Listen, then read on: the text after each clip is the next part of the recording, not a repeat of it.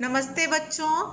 पिछले सत्र में हमने एवरेस्ट मेरी शिखर यात्रा की आधी कहानी पढ़ी थी, जिसमें बचेंद्री पाल ने अपने एवरेस्ट की चढ़ाई का वर्णन किया था। इसमें हमने यहाँ तक पढ़ा था कि बचेंद्री पाल और उनकी एक दोस्त रीता गोम्बू जो कैंप 1 पर पहुँचने वाली प्रथम 2 महिलाएं थीं। अब हम आगे की कहानी पढ़ेंगे।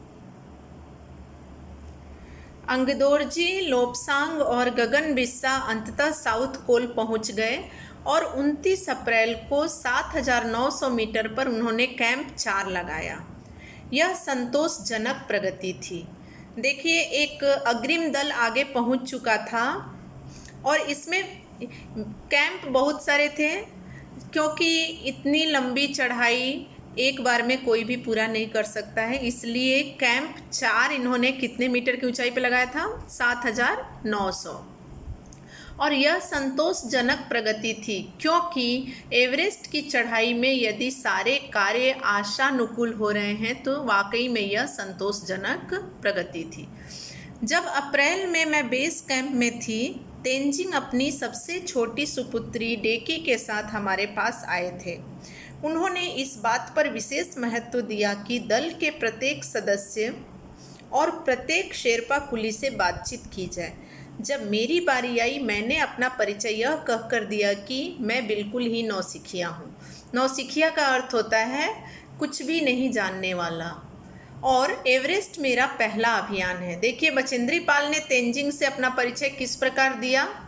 जब तेंजिंग अपनी सबसे छोटी सुपुत्री डेकी के साथ आए थे, जहां पर बचेंद्री पाल और उनके दल के लोग थे, वहां पर जब तेंजिंग की मुलाकात बचेंद्री पाल से हुई तो बचेंद्री ने अपना परिचय यह कहकर दिया कि मैं बिल्कुल ही नौसिखिया हूँ और एवरेस्ट मेरा पहला अभियान है। देखिए, ध्यान दीजिए, वो अपने आप को नौसिखिया भी बोल रही हैं और एवरेस्ट उनका पहला अभियान है। फिर भी वो अंदर से अपने लक्ष्य को प्राप्त करने के लिए कितनी उत्सुक थी, तन्मय थी, जिसके कारण डर नाम की चीज़ उनको छू नहीं सकती थी। तेंजिंग हंसे और मुझसे कहा कि एवरेस्ट उनके लिए भी पहला अभियान है। ये तेंजिंग की तरफ से जवाब हुआ। उन्होंने हंसकर कहा कि एवरेस्ट मेरा भी पहला अभियान है, लेकिन यह भी स्पष्ट किया कि शिखर पर पहुंचने से पहले उन्हें 7 बार एवरेस्ट पर जाना पड़ा था, क्योंकि 7 बार वो ट्राई कर चुके थे, लेकिन शिखर पर अभी वो पहुंचे नहीं थे। फिर अपना हाथ मेरे कंधे पर रखते हुए उन्होंने कहा, तुम एक पक्की पर्वतीय लड़की लगती हो। तुम्हें तो शिखर पर पहले ही प्रयास में पहुंच जाना चाहिए। अब देखिए, तेंजिंग ने बचेंद्री पाल से क्या कहा कि तुम एक पक्की पर्वतीय लड़की लगती हो और तुम्हें तो शिखर पर पहले ही प्रयास में पहुंच जाना चाहिए। बच्चों, देखना, आप लोग मेरी एक एक बात पे ध्यान दीजिए। जब आपको प्रश्न का उत्तर लिखना होगा तो इसी में से आपको उत्तर ढूंढना होगा। ठीक है, आगे देखते हैं। 15-16 मई 1984 को बुद्ध पूर्णिमा के दिन मैं लहोत्से की बर्फीली सीधी ढलान पर लगाए गए सुंदर रंगीन नायलॉन के बने तंबू के कैंप 3 में थी। देखिए, ये बचेंद्री पाल अपने बारे में बता रही हैं कि वो 15-16 मई को बुद्ध पूर्णिमा के दिन कैंप 3 में थी। वो कैंप में और 10 व्यक्ति थे। उनके साथ उस कैंप में और 10 व्यक्ति थे। लोपसांग, तशारिंग मेरे तंबू में थे। एनडी शेरपा तथा 8 अन्य शरीर से मजबूत और ऊंचाइयों में रहने वाले शेरपा दूसरे तंबुओं में थे। मैं गहरी नींद में सोई हुई थी कि रात में 12:30 पे लगभग मेरे सिर के पिछले हिस्से में किसी एक सख्त चीज़ के टकराने से मेरी नींद अचानक खुल गई। देखिए, बचेंद्री पाल अपने बारे में बता रही हैं कि जब वो कैंप 3 में थी, उनके कैंप में और भी 10 लोग थे। वो गहरी नींद में सोई थी, तभी रात के 12:30 बजे उनके सिर के पिछले हिस्से से किसी सख्त चीज़ के टकराने से उनकी नींद खुली। सख्त चीज़ यानी कि ऐसे पत्थर जैसी कोई चीज़, और साथ ही एक ज़ोरदार धमाका भी हुआ। तभी मुझे महसूस हुआ कि एक ठंडी, बहुत भारी कोई चीज़ मेरे शरीर पर से कुचलती हुई चल रही है। मुझे सांस लेने में भी कठिनाई हो रही थी। इनको उस समय क्या महसूस हुआ कि इनके शरीर पर कोई भारी और ठंडी चीज़ आ गई है और उनको सांस लेने में भी तकलीफ हो रही थी। पर यह क्या हो गया था? एक लंबा बर्फ का पिंड हमारे कैंप के ठीक ऊपर लाओत्से ग्लेशियर से टूटकर नीचे आ गिरा था और उसका विशाल हिमपुंज बन गया था। देखिए, अभी जो बचेंद्री पाल के ऊपर बर्फ का टुकड़ा गिरा तो वो बता रहा है कि उस कैंप में एक लंबा बर्फ का पिंड कैंप 3 पे आके गिरा और इनके शरीर को कुचलता हुआ वो आगे बढ़ गया। हिमखंडों, बर्फ के टुकड़ों तथा जमी हुई बर्फों के इस विशालकाय पुंज ने एक एक्सप्रेस रेलगाड़ी की तेज गति और भीषण गर्जना के साथ सीधी ढलान से नीचे आते हुए हमारे कैंप को तहस नहस कर दिया। तहस नहस करना मतलब तोड़ फोड़ देना, बर्बाद कर देना। देखिए कितने ऊंचे से हिमपात जो गिरा था वो हिमपुंज का रूप धारण कर लिया और एक्सप्रेस रेलगाड़ी की तेज गति और भीषण गर्जना के साथ इनके कैंप को तहस नहस कर दिया। वास्तव में हर व्यक्ति को चोट लगी थी, पर यह आश्चर्य था कि किसी की मृत्यु नहीं हुई थी। वाकई में इतनी बड़ी घटना हो गई, सबको चोट लगी थी लेकिन किसी की मृत्यु नहीं हुई थी। ये घटना है कैंप 3 की। लोब्सांग अपनी स्विस छुरी की मदद से हमारे तंबू का रास्ता साफ करने में सफल हो गए थे और तुरंत ही अत्यंत तेजी से मुझे बचाने की कोशिश में लग गए। ये लोब्सांग जो है वो एक नाम है।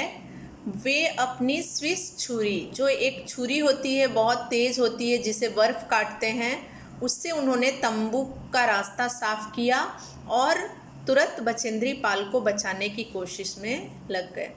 थोड़ी सी देर का सीधा अर्थ था मृत्यु। सही बात है, अगर जरा सी भी देर होती तो शायद किसी की मौत हो सकती थी। बड़े बड़े हिम पिंडों को मुश्किल से हटाते हुए उन्होंने मेरे चारों तरफ की कड़े जमे बर्फ की खुदाई की और मुझे उस बर्फ की कब्र से निकालकर बाहर खींच लाने में सफल हो गए। देखिए, जो बचेंद्री पाल थी, कैंप 3 की घटना है ये। उसमें जब उनके ऊपर बर्फ़ का एक बड़ा पुंज गिरा, जो हिमपात का टुकड़ा था, हिमपुंज बन गया था, उसमें वो बर्फ़ में ही जम गई थी। उनको स्विस छुरी की मदद से लोब्सांग ने बाहर निकाला। सुबह तक सारे सुरक्षा दल आ गए थे और 16 मई को प्रातः 8 बजे तक हम प्रायः सभी कैंप 2 पर पहुंच गए थे। ठीक है, ये लोग 16 मई तक फिर से कैंप 2 पर आ गए, क्योंकि कैंप 3 की घटना है, वहाँ से ये लोग सारे कैंप 2 पर आ गए। जिस शेरपा की टांग की हड्डी टूटी थी उसे एक खुद के बनाए स्ट्रेचर पर लिटाकर नीचे लाए। उनमें से एक शेरपा की टांग की हड्डी टूट गई थी, जिसे कैंप 3 पर स्ट्रेचर से लिटाकर कैंप 2 पर लाया गया। हमारे नेता कर्नल खुल्लर के शब्दों में यह इतनी ऊंचाई पर सुरक्षा कार्य का एक जबरदस्त साहसिक कार्य था। कर्नल खुल्लर जो इस दल के नेता थे, उन्होंने यह कहा कि जो सुरक्षा कार्य है उसका यह एक बहुत बड़ा जबरदस्त कार्य था, क्योंकि इतनी ऊंचाई पर यह कार्य होना असंभव था। सभी 9 पुरुष सदस्यों को चोटें आई अथवा टूटी हड्डियों आदि के कारण बेस कैंप में भेजना पड़ा। अब देखिए, ये घटना है कैंप 3 की। जिसको थोड़ी बहुत चोटें आई थी उसको कैंप 2 पर भेज दिया गया, और जिसको ज़्यादा चोटें आई थी, जिनकी हड्डियाँ टूट गई थी, उनको किस कैंप पे भेजना पड़ा? बेस कैंप पे। तभी उनका इलाज अच्छे से हो सकता था। तभी कर्नल खुल्लर मेरी तरफ मुड़कर कहने लगे, क्या तुम भयभीत थी? तो कर्नल खुल्लर ने बचेंद्री पाल से पूछा कि क्या तुम भयभीत थी, यानी क्या तुमको डर लगा अब तुम एवरेस्ट की चढ़ाई चढ़ोगी कि नहीं? तो बचेंद्री पाल ने कहा, सबसे पहले तो उन्होंने कहा जी हाँ। फिर दूसरा सवाल इन्होंने पूछा, क्या तुम वापस जाना चाहोगी? तो बचेंद्री पाल ने जवाब दिया, नहीं। मैंने बिना किसी हिचकिचाहट के उत्तर दिया। ये उत्तर बचेंद्री पाल की तरफ से था। उन्होंने बिना डरे, बिना सोचे ये जवाब दिया कि मैं वापस नहीं जाना चाहती। जैसे ही मैं साउथ कोल कैंप पहुंची, मैंने अगले दिन की अपनी महत्वपूर्ण चढ़ाई की तैयारी शुरू कर दी। मैंने खाना, कुकिंग गैस तथा कुछ ऑक्सीजन सिलेंडर इकट्ठे किए। जब दोपहर 1:30 बजे बिस्सा आया, उसने मुझे चाय के लिए पानी गर्म करते देखा। कि, जय और मीनू अभी कुछ पीछे थे। ये जो आपने देखा कि, जय और मीनू, ये नाम है, ठीक है। मैं चिंतित थी क्योंकि मुझे अगले दिन उनके साथ ही चढ़ाई करनी थी। वे धीरे धीरे आ रहे थे क्योंकि वे भारी बोझ लेकर और बिना ऑक्सीजन के चल रहे थे। ये देखिए आप लोग, इसका मैं एक्सप्लेन करती हूँ। जैसे ही बचेंद्री पाल साउथ कोल पहुँची, उनको आगे की महत्वपूर्ण चढ़ाई के लिए जो तैयारी करना था वो शुरू कर दी। उन्होंने क्या क्या अपने साथ लिया? खाना, कुकिंग गैस और कुछ ऑक्सीजन सिलेंडर इकट्ठा किए। जब 1:30 बजा, बिस्सा आया। बिस्सा भी एक नाम है, जब उनका वहाँ का शेरपा था, बिस्सा आया तो उसने देखा कि वो चाय के लिए पानी गर्म कर रही थी। और की, जय और मीनू, जो ये 3 नाम बताया गया है, उनके साथ ही अगले दिन बचेंद्री पाल को चढ़ाई करनी थी। लेकिन ये लोग अभी पीछे थे क्योंकि वो भारी बोझ लेकर और बिना ऑक्सीजन के चल रहे थे। दोपहर बाद मैंने अपने दल के दूसरे सदस्यों की मदद करने और अपने एक थर्मस को जूस से और दूसरे को गर्म चाय से भरने के लिए नीचे जाने का निश्चय किया। मैंने बर्फीली हवा में ही तंबू से बाहर कदम रखा। जैसे ही मैं कैंप क्षेत्र से बाहर आ रही थी, मेरी मुलाकात मीनू से हुई। कि, जय अभी कुछ पीछे थे। मुझे जय जेनेवा जस्पर की चोटी के ठीक नीचे मिला। उन्होंने कृतज्ञतापूर्वक चाय वगैरह पी, लेकिन मुझे और आगे जाने से रोकने की कोशिश की। मगर मुझे की से मिलना था। थोड़ा सा और आगे नीचे उतरने पर मैंने की को देखा। वह मुझे देखकर हक्का बक्का रह गया। अब देखिए इसमें क्या बताया गया है कि बचेंद्री पाल जो 3 साथियों के साथ अगले दिन की चढ़ाई करने वाली थी, जिनका नाम था की, जय और मीनू, वो अभी पीछे थे। ये बात बचेंद्री पाल ने क्या किया कि उनके लिए चाय और जूस लेकर वो नीचे जाने के लिए सोच रही थी, ठीक है। तो उन्होंने जैसे ही तंबू से बाहर कदम रखा, बर्फीली हवाएं बहुत थी और थोड़ी दूर बाद जब वो नीचे उतरने की तैयारी में थी, जैसे ही वो थोड़ी देर नीचे आई, थोड़े कदम नीचे आई, उनकी मुलाकात मीनू से हुई। की और जय अभी पीछे थे और जब उन्होंने देखा थोड़ा और नीचे आई तो वहाँ उनको जेनेवा जस्पर की चोटी के ठीक नीचे जय मिला और थोड़ा और नीचे आई तो उन्होंने की को देखा, ठीक है। और की उन्हें देखकर हक्का बक्का रह गया। क्योंकि की इसलिए उन्हें देखकर हक्का बक्का रह गया क्योंकि वो ऊपर से नीचे इनके लिए चाय और जूस लेकर आ रही थी। यह देखकर जो की उनका दोस्त था वो हक्का बक्का रह गया। तुमने इतनी बड़ी जोखिम क्यों ली बचेंद्री? ये की ने कहा। जब वो देखकर बचेंद्री को हक्का बक्का रह गया तो उसने सवाल किया कि तुमने इतनी बड़ी जोखिम क्यों ली? मैंने उसे दृढ़तापूर्वक कहा, मैं भी औरों की तरह एक पर्वतारोही हूँ, इसलिए इस दल में आई हूँ। शारीरिक रूप से मैं ठीक हूँ, इसलिए मुझे अपने दल के सदस्यों की मदद क्यों नहीं करनी चाहिए? की हंसा और उसने पेय पदार्थ से प्यास बुझाई, लेकिन उसने मुझे अपना किट ले जाने नहीं दिया, ठीक है।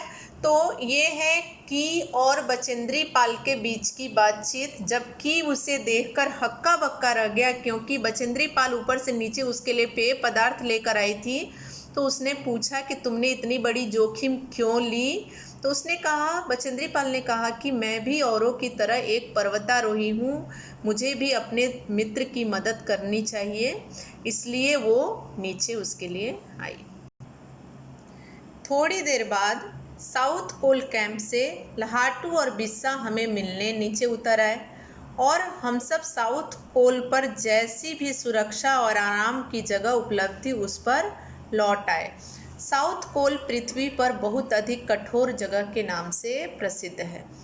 थोड़ी देर बाद ये लोग कहाँ चले गए? साउथ कोल चले गए। साउथ कोल यानी कैंप 4 के ही पास में था वो, और साउथ पोल को पृथ्वी पर सबसे अधिक कठोर जगह के नाम से जाना जाता था।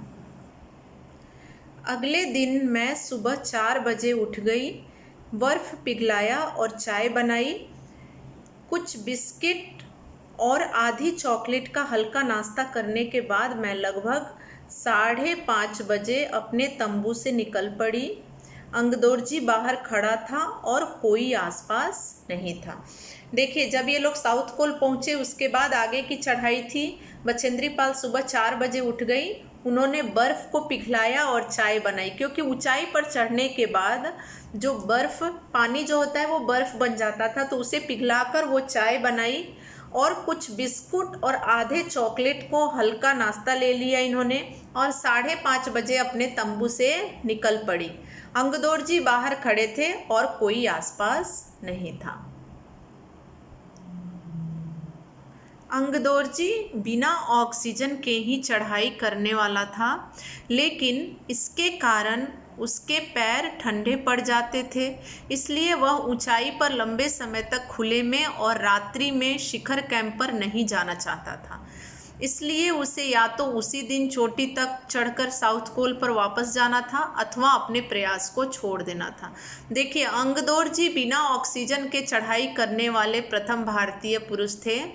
इनके बिना ऑक्सीजन लिए बिना जब ये ऊपर चढ़ रहे थे तो इनके पैर ठंडे पड़ जाते थे, इसलिए इनको क्या करना था कि साउथ पोल से एवरेस्ट की शिखर पर एक दिन में ही चढ़ना था, नहीं तो अपने प्रयास को छोड़ देना था। ठीक है, देखिए लिखा है यहाँ, इसलिए उसे या तो उसी दिन चोटी तक चढ़कर साउथ पोल पर वापस आ जाना था अथवा अपने प्रयास को छोड़ देना था। वह तुरंत ही चढ़ाई शुरू करना चाहता था, लेकिन वो बिना ऑक्सीजन के भी जा रहा था और उसके अंदर इतनी हिम्मत थी कि देखिए वो तुरंत ही चढ़ाई शुरू करना चाहता था, क्योंकि उसे वापस भी आना था। और उसने मुझसे पूछा क्या मैं उसके साथ जाना चाहूँगी।